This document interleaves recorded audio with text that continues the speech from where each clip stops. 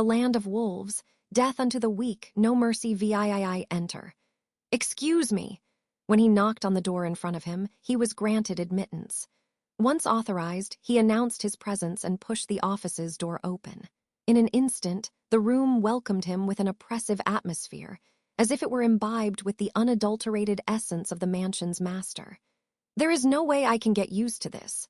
Letting out a frank cavil, Cheshire Trim put a hand to his own mouth. A candid opinion, truthful perhaps, but reckless nonetheless. Even he would often admonish himself about this unfavorable habit of speaking his mind without a second thought.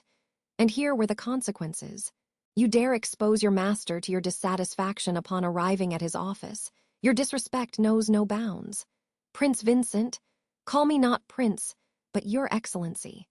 Were you one among the rest of my subjects, I would not bother correcting you, but you shall continue addressing me on future occasions. Bear this in mind henceforth. While handling a quill over the large desk allotted for his official duties, the boy delivered a warning. His stern words rebuked Cheshire for that gaffe. However, his criticism was appropriate, and despite what the word choice might suggest, he did not intend to administer another punishment besides this reprimand.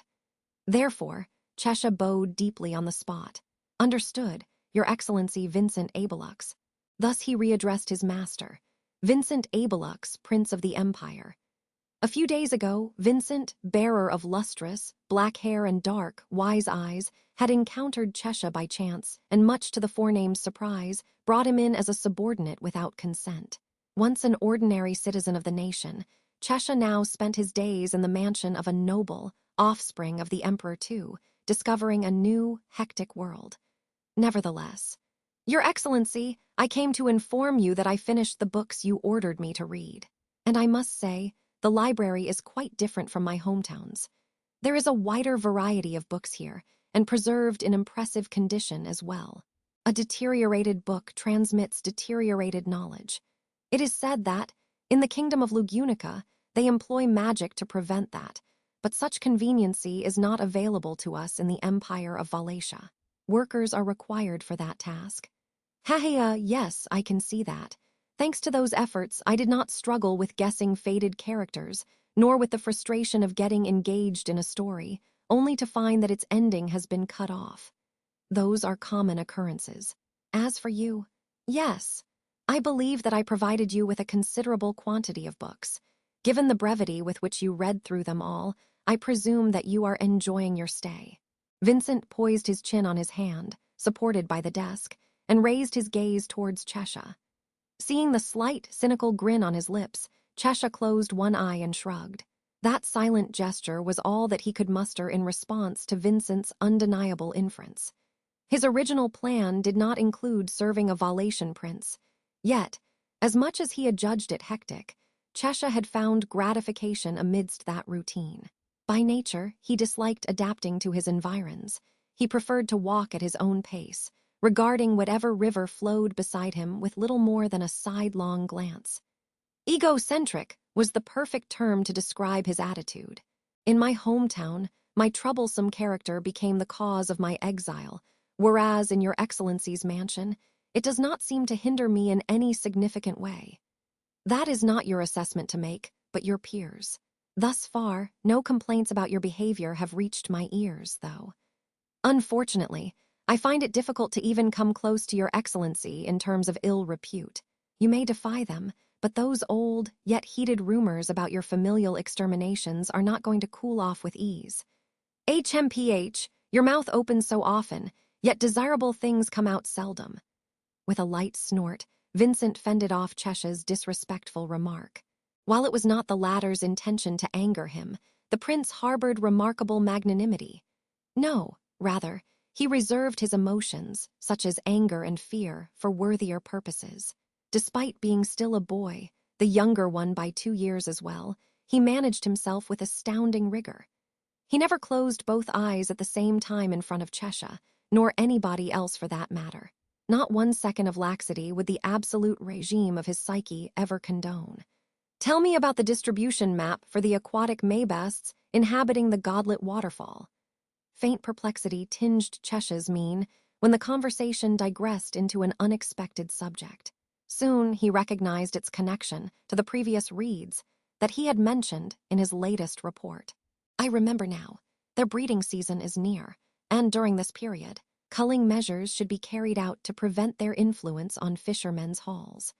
Regarding the vicissitude of the Crocron grassland nomads' ruling class, since the power balance among said land's nomads made them quite prone to repeat the same history, they needed to create new arms, techniques, or prodigies, lest conflicts would never be settled. If the stone in the Garahul wetlands moves, when shall its next activity be predicted to occur? Considering its cycle, within the next 2 years, and given that the records of major activity were 12 years apart, we can anticipate a large-scale earthquake in 6 years. From economy, then anthropology, to geology, Vincent tested Cheshire without pause. Each query demanded him to cite those texts, not via memorization, but via comprehension and application skills. From Vincent's mouth sprang more questions, which diverged into linguistics, astronomy, arithmetic, international magic techniques, and Cheshire exerted his brainpower for all of them. Once they finished, "Very well. You have proved that you did not lie about having read the books.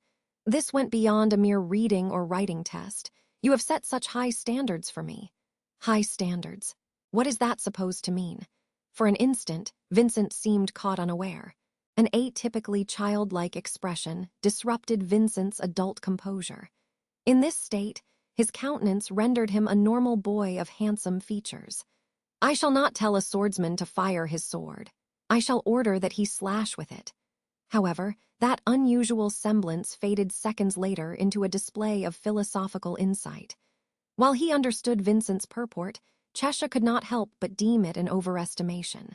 He had managed to reply in the desired way this time, but who could guarantee that he would never lose track of the boy's wisdom and bring shame upon himself?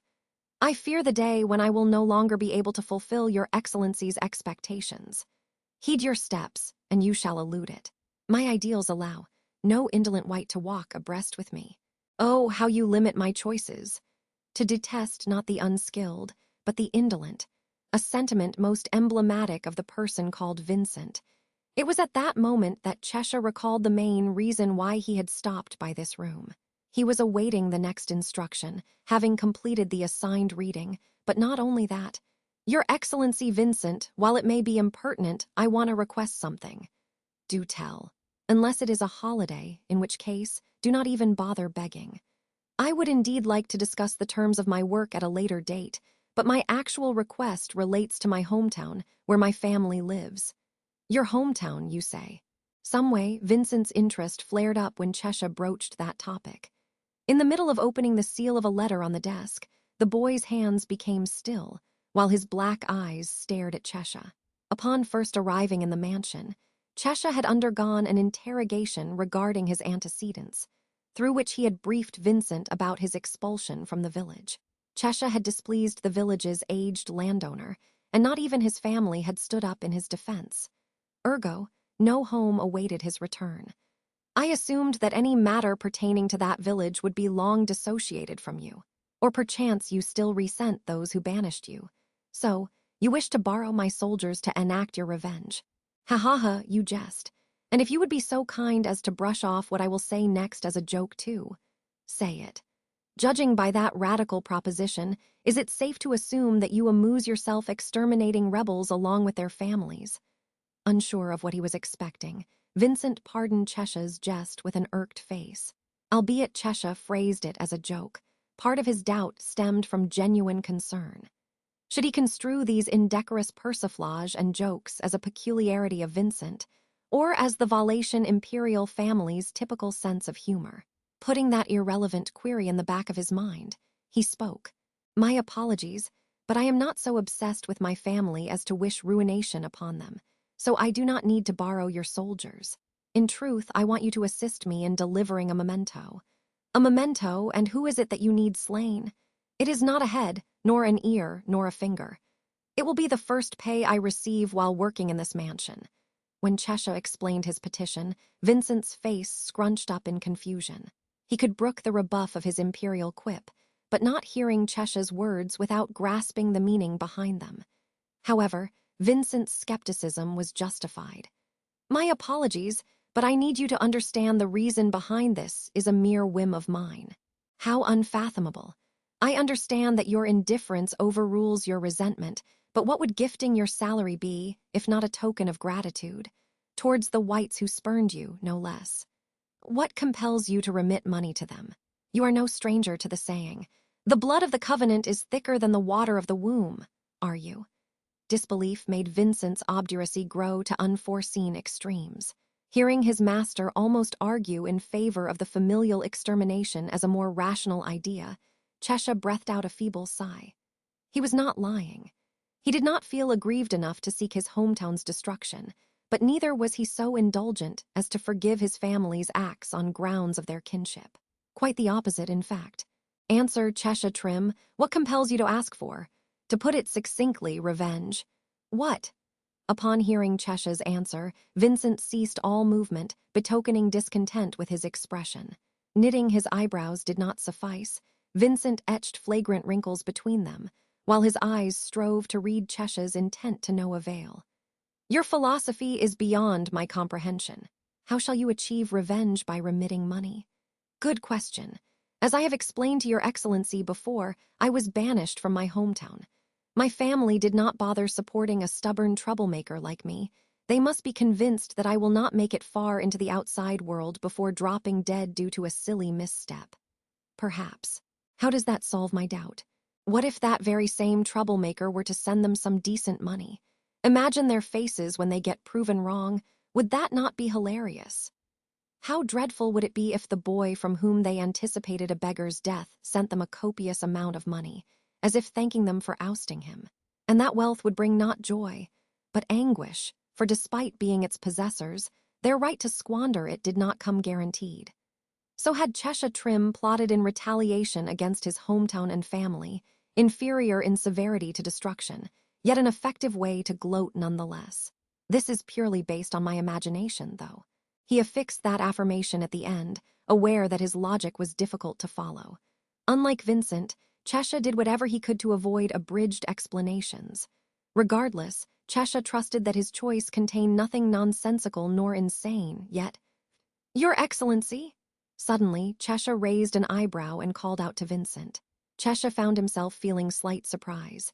Ignoring Cheshire's bemused gaze, Vincent put a hand to his own forehead. "Ha ha ha ha ha!" And so, his voice rose into a guffaw. Eyes wide open and paralyzed, Cheshire watched Vincent laugh. Sometimes, Vincent would joke or banter. Others, he would don a sardonic smirk or snort.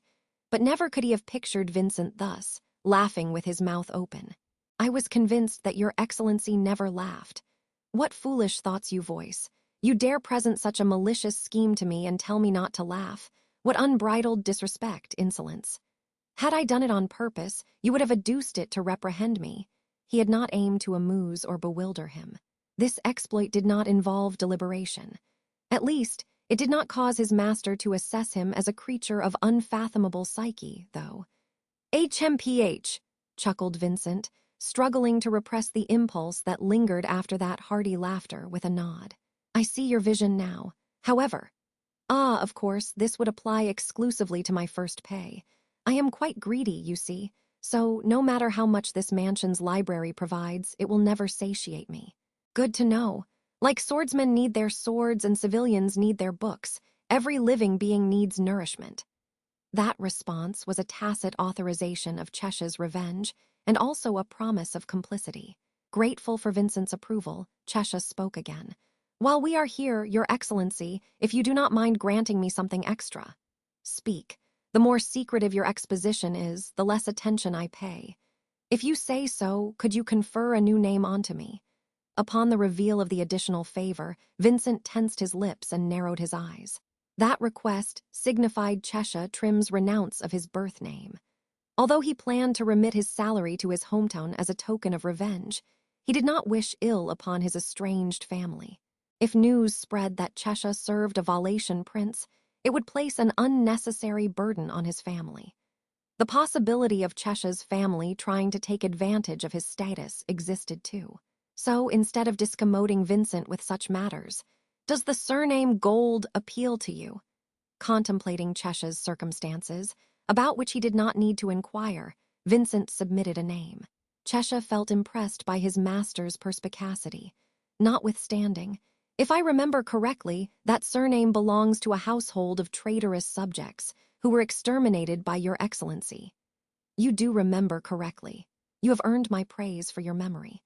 I must say I admire your excellency's dedication to intimidating others.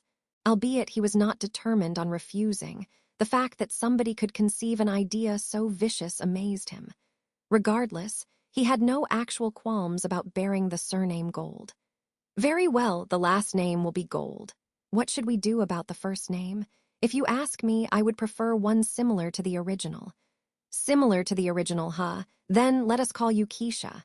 Keisha Gold. Not bad. Complacent, Vincent went ahead and validated the modification, with which he seemed to find no fault. Not because he lacked seriousness in naming a person. There were simply no aspects that he found fault with. The combination of a resemblant first name and a reusable last name.